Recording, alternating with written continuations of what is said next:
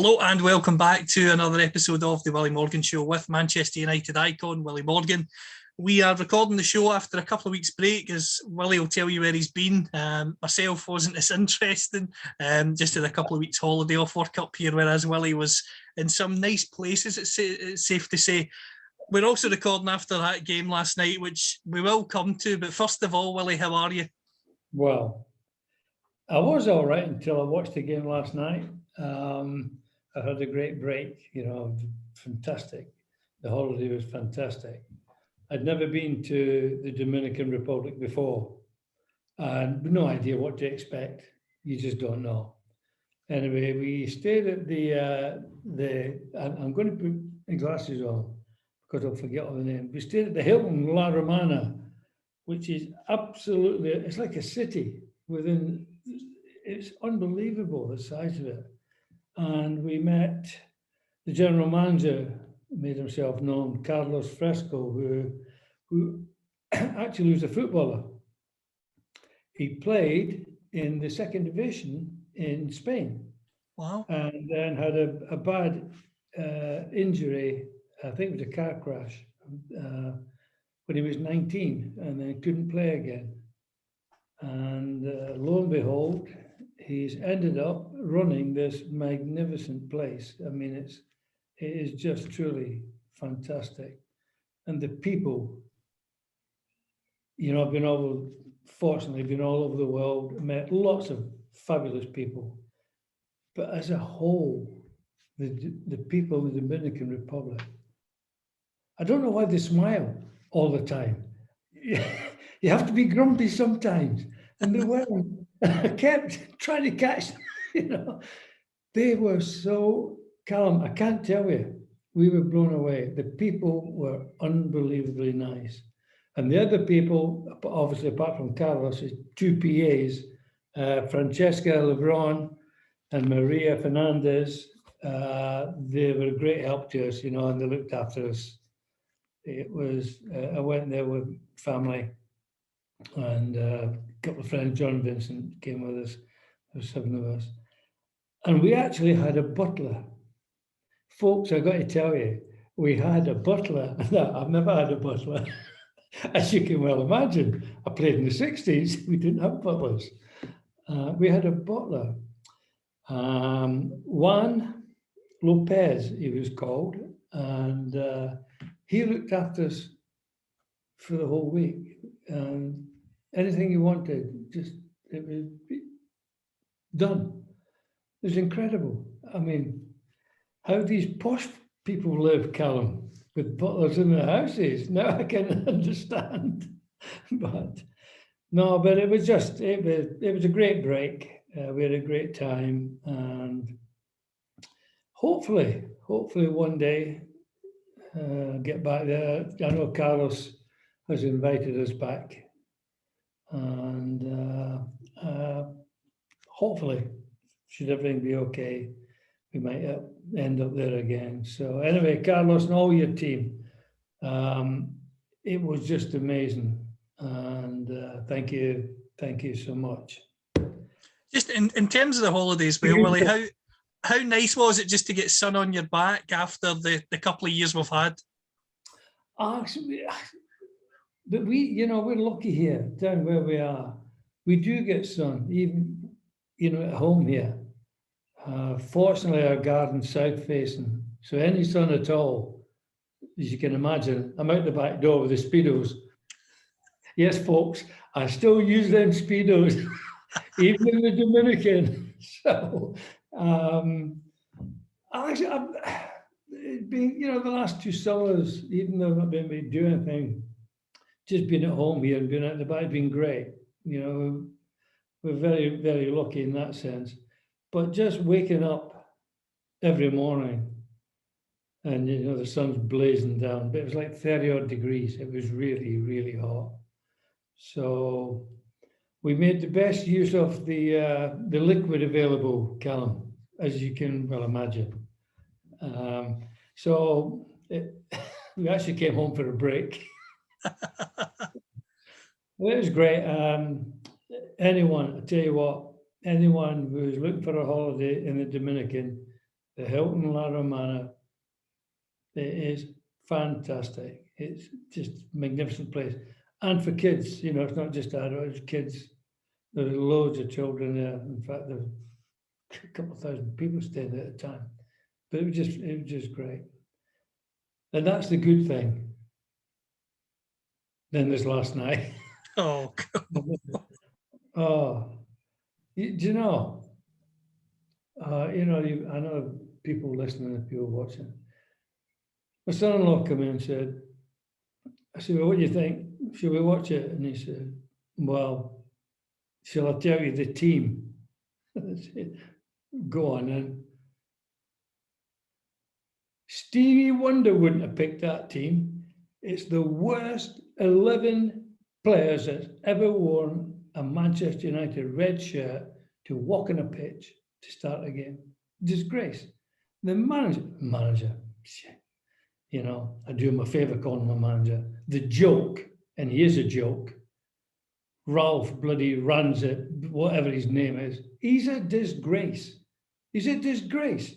Why he's at Manchester United, he has no idea what he's doing. None. It's the worst lineup ever in the history of Manchester United. And you know, Liverpool, what he's done with 10 men is amazing, because Henderson's still there. And believe me, I thought he was the worst player I'd ever seen. Well, you know, Henderson, I'm going to give you a break, pal, because we've got one that is worse than you. Maguire is a joke. He's absolutely disgraceful. Absolutely disgraceful. Not just him, but he is the worst. It's heartbreaking. It's funny, at half-time, I said to Tim, didn't Matic touch the ball in the first 45 minutes? I don't remember Matic touching the ball. Did he? Or was he there? Then, of course, you got Lionheart, Pogba, one down. Oh, this is not for me. Yeah, sure, injured. Well, I let people make their own decisions of whether he's injured or not. Just, I want to touch on Harry Maguire again, Willie. He had an interview with Sky last night before the game where he said the criticism has been unfair. He's performed well this season, and 2 managers in a row have picked him, which shows he's a good player. Really? Who's the managers? We don't have any managers. You mean 2 coaches have put him in the team? One dummy made him captain. He can't play. He's not on his own, by the way, but he can't play. He can't play. He thinks he's playing well. Baby, you should be Jack Nicholson, One Flew Over the Cuckoo's Nest. You should be with them in there if you think you're playing well. It's dreadful. Absolutely dreadful. And it's nothing against the lad. You know, I don't know the lad, nothing at all. And good luck to whatever. He can make a living performing like that. Good luck to him. I have no problem with that. Don't tell me how good you are. He's useless. Anyway. Roy Keane said when Jones was named in the team, didn't make him look any better, I must be honest. Well, just on what you kind of said at the start there, Roy Keane came out and said after the game, I'm fed up being angry with this team now. I feel sad because this is not the Manchester United that I played for that I'm watching anymore. It's not Manchester United. It's a team of nobodies. Nothings. You know, and you know what was heartbreaking last night for me? I mean, Rashford had a chance, you know, a couple of years ago to become a very good player. He was a good player and he had a chance to be a very, very good player. And he's just gone, the lad. He's just gone. And that's sad for me because he could have made it. He had talent. The rest of them, they're no talent at all. I mean, apart from the back 3, which was laughable. Then Tim said, well, wait till you hear the midfield. Wan-Bissaka, get a life. You're kidding me. I said, Matt, he's not still there, is he? Yeah. He said, but the good news, apparently, he's announced he's leaving. Really? The flags will be fully up when he goes. The midfield's a joke.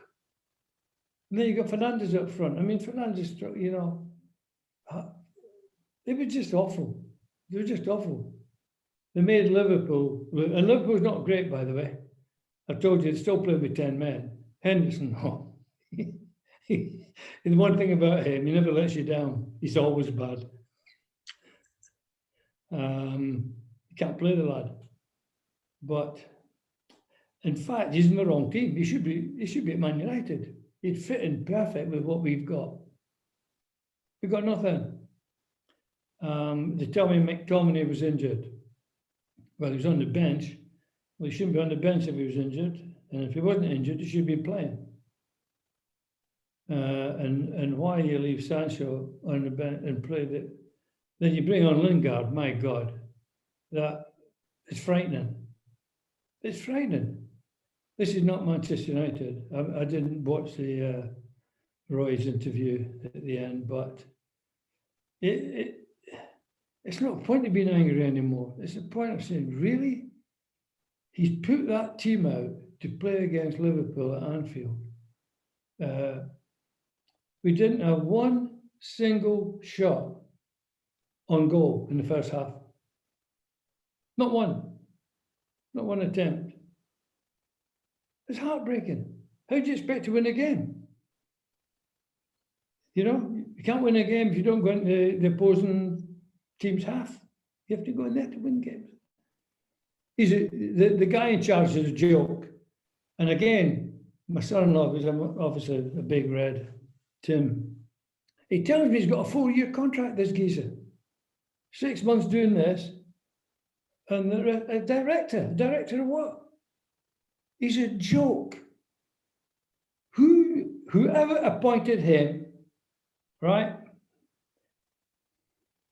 I don't wish anybody to go out and hang him, but the guy that appointed him should be sacked on the spot. Whoever he was, somebody behind the scenes.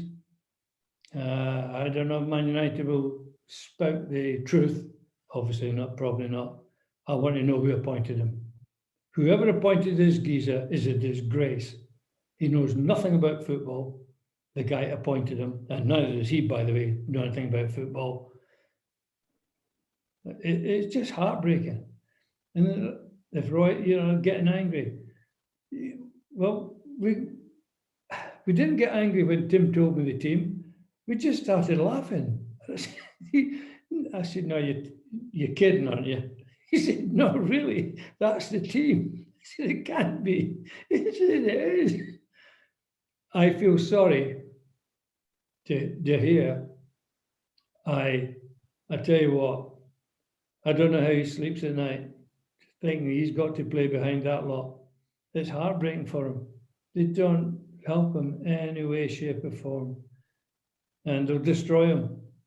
If I was him, I'll tell you what, I'd be on my bike, I'd be out of there in a flash, because he's a great keeper, but he's been made to look ridiculous because of the rubbish in front of him. I just don't know what we're going to do. So they're bringing this other guy in, but I don't know who he is. He's obviously, I just don't know. Well, it is heartbreaking, Something else that Roy Keane said last night, which again was really interesting, was you've got 7 players that are out of contract. You've got Matic, who's leaving. As we know, he said he's leaving. You've got Mata out of contract, Cavani out of contract, Lingard out of contract. There's a couple others within there as well. Pogba, of course, is one of them. And Roy Keane made the point that these players are on their holidays already. They've already checked out. They've moved on from Manchester United in their head. They know they're not going to be there next season. So why on earth would you pick them? Well, I told you, one flew over the cuckoo's nest. He obviously came out of that institution. That must have been where they found him. Jack Nicholson let him go to come to Man United. He's a disgrace. He's an absolute disgrace. He has no idea what he's doing or what he's even trying to do. None. How can he put that team out? And you know, the only good news at the whole thing, yeah, they're all out of contract. I hope every one of them goes. I hope they go soon, because they're all garbage. Pogba, he's got the heart of a pea. Nothing, you know, he's a disgrace. He went off last night, he wasn't injured. He went off last night because he didn't want it. Mind you, in fairness, I don't blame him. I don't blame him. Who'd want to play with that lot? Yeah. They could make Pelly look bad. They could. They could make Pelly look bad. That's how bad they are. The lineup was, and the formation. I mean, never mind the players. The formation, 3-4-3. Really? What are you trying to do? It's mind-boggling that this geezer is still there. You know, someone has got to bite the bullet and say, right, get rid of this guy. Get rid of him. He's a joke. He's an absolute joke. He's a joke. He's a coach, never mind a manager. Should Manchester United as a club, will it ever hire someone to be in interim charge? Could that also be part of the problem? The fact that the players that are going to be there next season know that the manager or the coach isn't going to be there next season. So are they going to listen to him? Are they going to respect him when they know he's gone? Listen. No, they're not going to respect him, obviously. The fact that they're all out of contract, yeah, that would help. The fact nobody knows who he is. Why would you get someone in here trying to tell you how to play? Never played the game, is he? Was he a player? Not at the highest level. Not at the highest level. You mean he couldn't play? Right? And he can't coach. He can't do it. He's a joke. He's a joke. He looks like a rabbit in the headlights. Every time the camera goes on him, he's a joke. Sorry, I keep using the word. Hope you're listening, Ralph. Hey, pack your bags and get out of there. Heartbreak. Yeah. When you look at someone like Ralph Rangnick, how frustrating is it when you look at Liverpool and they've got Jurgen Klopp, you look at Manchester City and they've got Pep Guardiola, because those two guys clearly know how to manage a group of players. Well, even though the coaches, you know, they're as close to managers, they're the two best by miles, because they do manage as well as coach. I would love Klopp here. I would love him here. I think he's brilliant. And I've told you, any man who can do what he's done with 10 players is quite amazing, because he's had 10 players for the last 3 years. The other lad, you know, his system worked at Barcelona. It worked at City up to a point, but then they've been found out, because if you attack City, they've got no defence. All the defenders are people who can play on the ball. You get the ball from the keeper and play it from the back. That's how he did it at Barcelona. But at Barcelona, he had some of the greatest players. In fact, one of the greatest players of all time, Messi. But he also had great players in midfield and other great players up front. So he could get away with it. They've been found out now. Now Aguero's gone. They don't have an out-and-out goal scorer. And if you attack them, you'll score goals against them. It's that simple. Whereas Klopp, I mean, defensively, they're very, very good. That's the strength defensively. They don't give you many chances. I think I would love him at Man United, obviously. I would love him. So we're not going to get him. And Pep, well, Pep. I don't see, if he came to Man United now, either of them, they'd have to change the whole 15, 20 players. No, that's not true. You keep the keeper, if the keeper would stay. And you start from scratch. You bring in the kids. I keep McTominay, obviously, because I like him. And well, I know Ronnie, he's going to go. He'll leave at the end of the season as well as a contract. But for him, very sad what happened, obviously. But he's the only lifeline we have that he'll score a goal, score a couple of goals for us. Nobody else is going to do it. You know, they're just so bad. And the fact he wasn't in last night, you know, obviously for something very sad, just shows us up. We have nothing. We have nothing. Cavani, I don't know why he's still there, by the way. I don't even know why they've just not got shot at them. I don't remember the last time he played for United. He seems to always be injured when he's at United, but he always plays for his country. So I've got no idea what's going on there. I think that probably sums up the fact that there's no control at the club, where players can just do whatever the hell they want. Well, you know, all you have to do is look at Pogba last night. Played for 7 minutes. What did he come off with? Did he break a leg? Don't think so. Did he touch the ball? Oh, I don't think so. He must have tripped over himself or something. I'm not really sure, Callum. But it is. I don't know what's going on there. I really don't know what's going on. It's all lost to me. And, you know, I hate to think that, you know, someone like Paddy Crown, who's still there working, how he must feel. My God. In fact, it's a shame they didn't play Paddy last night, because he would have been the best player on the pitch. And I mean now. I don't mean back then. I mean now. He's only 80. He'd have walked into that team. I don't. There's no answer. I wish I could give speak to the fans every day. You know, meet them different places and say, what we're going to do. I don't know. Who's this guy coming in? No idea. Ajax? Okay, what's he done there? No. They're nothing. Just another coach. I want to know who's appointing them. I keep asking. If anyone out there, listening or people watching, can find out who appointed Ralph No Brains, please let us know. I'm sure Callum would be delighted to know. I would be delighted to know. Who appointed this guy? There must be an official statement somewhere of who's agreed to bring him here. So if you can find out, please let us know. Maybe we can sleep a little bit better at night.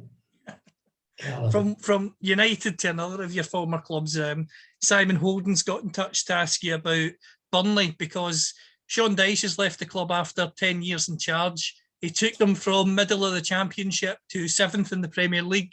They were struggling this season. They are in 18th place, just in the relegation zone, a couple of points behind Everton. What are your thoughts on Sean Dyche and Burnley getting rid of him? Oh, Simon. Nice to hear from you, by the way, Simon. And do get in touch. I know who Simon is. My nephew. And he is a big Burnley supporter, and his dad, Tom. Get rid of, I don't. Maybe just need some new ideas. But the problem is, who do you bring in? Just another coach. The sad thing about coaches, see, managers were self-made, and everyone was different. Everyone had different. Everyone. All a manager did, he knew a player, because they played themselves and they knew what they wanted. They knew the blend they wanted. Whereas a coach, take anybody and just slot them into a team. They all learn at the same place. They all get the little stupid coaching badges at the same place. They all learn from the same sheets, so they'll do the same things. And unless you get someone who's got a little bit more, like Pep or like the guy, Klopp, they're just lucky. But invariably, they're just coaches. They're just all coaches. They all do the same thing. They all have the same ideas. They're just negative. So I don't know. I think he's done a great job at Burnley. They've not got a lot to play with. But then again, even if you did, I mean, Simon, you look at United, we spent over £1 billion. And the team that went out the other night, where's £1 billion? It's gone. Because that's a zilch. You get nothing for any of them. The zilch. So Burnley's not losing out on buying because there's nobody to buy. There's nobody to buy. Burnley should go back to when I was there, right? And the great Harry Potts, the manager. And at that time, you had brought kids up through the system. You know, get your young kids going again, get your youth team going. I mean, we had 5 teams as we've been through before. I've got a cat coming into the picture, Simon, to see what I'm doing. No. Come on. There we go. There we go. Moved more than Matic last night, Willie. He's called, well, he's called Tiger. I wish he was playing last night. I don't know what you do, Simon. I think you've got to get someone who will start at the club again and get kids coming to the club and bring them through the system, because that's what Burnley did, and Burnley were great at it, and you had great teams doing that. So, I don't know. I feel sorry for him. I mean, I think he's done a super job. Do you think they get relegated? Yeah, because United did beat Everton when they should have, that would have been great. That would have given Burnley a great chance. Doesn't look very good now, I don't think. Sadly. In terms of supporters of the show, Ashy, who's a regular contributor, he normally has a lot of good questions, but he's got in touch this week to say, "Hi, Willie, words fail me with this Manchester United team. I don't know what to say." Well, I agree. I told you when Tim told me when he told me the team before the game, and I said, "No, you're kidding. You have to be kidding. Nobody can put that team out." I mean, I keep saying, Stevie Wonder wouldn't have put that team out. But he did. It's frightening. And we just said, how many? So we were debating. I said, I don't think they'll get 5, but they'll probably get 3. Turned out 4, but it just, the first goal, simple ball, and the 2 of them on their own, 2 Liverpool players. It's easy to pick out, but you keep looking for excuses and you keep wanting to try and say, well, maybe it'll change. It won't change. It won't change. So they're bringing a new guy in. What's he going to do? It's the players that's at fault. The players are rubbish. So no matter who comes in, you'll get the sack. If he keeps them, you'll get the sack. That's that simple. They should never have brought this guy in anyway, because he's an idiot. He's an idiot. They should have kept Ole on to the end of the season, and if they want to replace him, okay. I mean, Ole did a great job up until this, and he's doing a great job with what he had to work with. He did very, very well. Then you bring this geezer in, and it's like the team he put out, I've told you, is the worst team in the history of Manchester United. The worst team ever to walk out on a pitch. There's 11 players, 10 players. Exception is the goalkeeper. You've answered Gerard's question, because Gerard's question was, is this the worst Manchester United team you've ever seen? Ever. It's just, and then obviously when Pogba went off, Gerard, and Lingard came on, oh my God Almighty, it's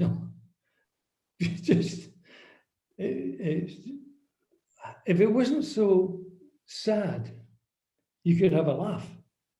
But it's heartbreaking watching these people walk all over us. It's heartbreaking. So anyway, we're going to have to live with it. Sadly, we're going to have to live with it and get through it. And another one again, I apologise for the nature of these questions, but this is how so many people feel with United at the moment. Pat's got in touch to say, where on earth do we start, Willie? I am sick to the stomach. We are a team of wimps. They're not even wimps. They don't want to play for it. You know, they're all playing for money, nothing else. They don't care about the shirt. They don't care about the badge.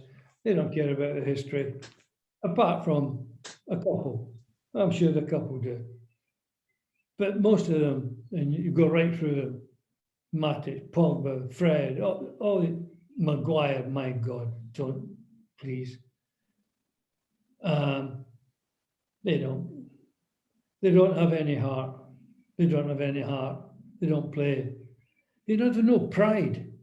Even if you're not playing well as a team, you would try your heart out for your own pride. They don't seem to care. They don't care. They don't care if they get taken off. They don't care if they get beat. Yeah, it doesn't matter. And I find that, well, that's modern football for you. But that's coaches for me that they've changed the game as we knew it. The game as I knew it, and the old players. I said, A, you played for the club, and A, you played for your manager, because you didn't want to let him down, apart from yourself. So that's gone. That's gone. They don't care anymore. I saw a comment online, Willie, just to change the subject slightly, and I'm really interested to get your views on this, because I think it might annoy you as much as it annoyed me. There were people sharing a few clips on Twitter of Barcelona scoring goals. It was one of Maradona, one of Messi. And someone commented saying George Best could play in that team. It was Gary Lineker that put the thing out. And somebody commented saying George Best couldn't play for a club like Barcelona. He was not good enough. Oh, no, George was good. No, that's rubbish. George was good enough. Would he fit into the team is the question. It's not whether he could play in the team. Not just George. You go through the many players. You could imply that too. Of course, he could play. Would he fit in? In fact, with Maradona and Messi playing the same team, no. They would play the same team because they play the same way. Although Messi is light years better than Maradona. As good as Maradona was, he was completely inferior to Pelé, because that was the era. And he's inferior to Messi. Because Messi and Pelé are the two greatest players that's ever walked on this planet. And it's a blend. You know, I keep going back to a manager. It's a blend. They're both left-footed. They both play the same way. Would Pelé and Messi play? Yeah, they'd play together because they're different. But Pelé, Messi and Maradona are quite similar in the way they played. So it's about a blend. You can't have 11 Messis in a team. You can't have 11 Pelés. You can't have 11 George Best. You can't have 11 anyone. It has to be a blend.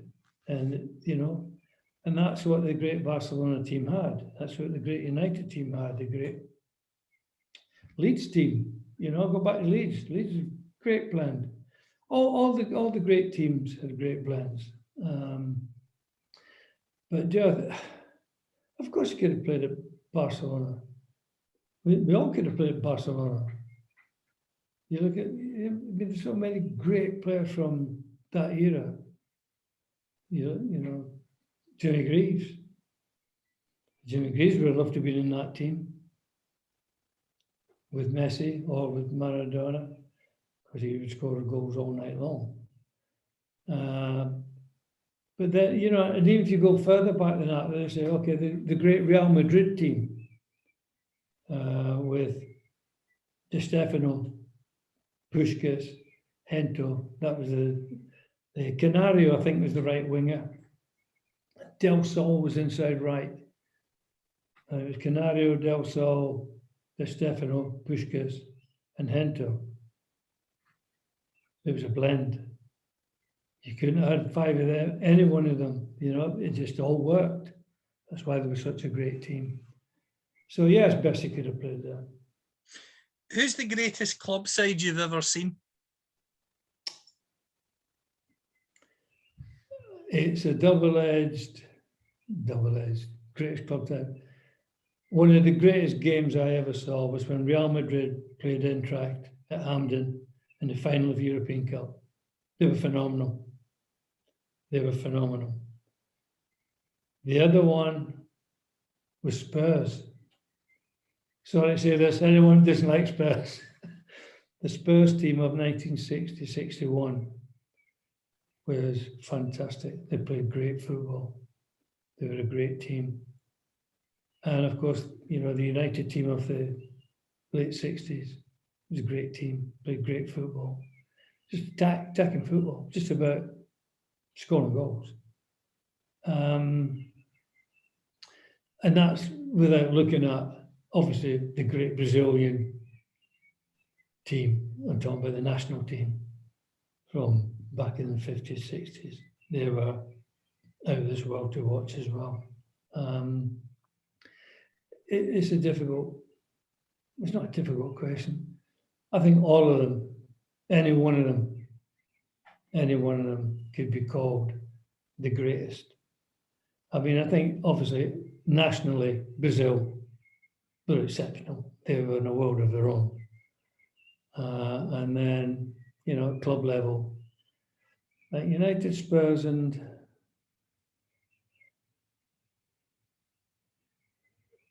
Real Madrid in a different league, obviously, and then the Barcelona team that Messi played in, that won everything, they played incredible football as well, with Xavi and, all the other lads.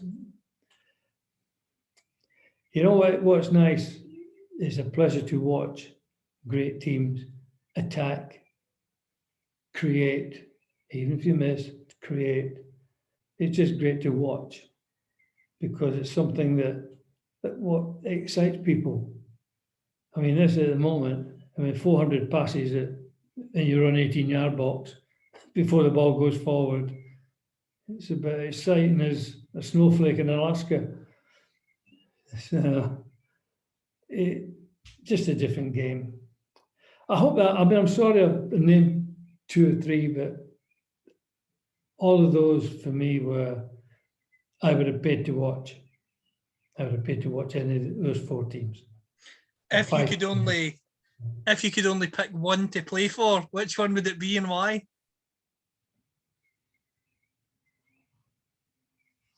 If I pick one to play for, well, I played for one,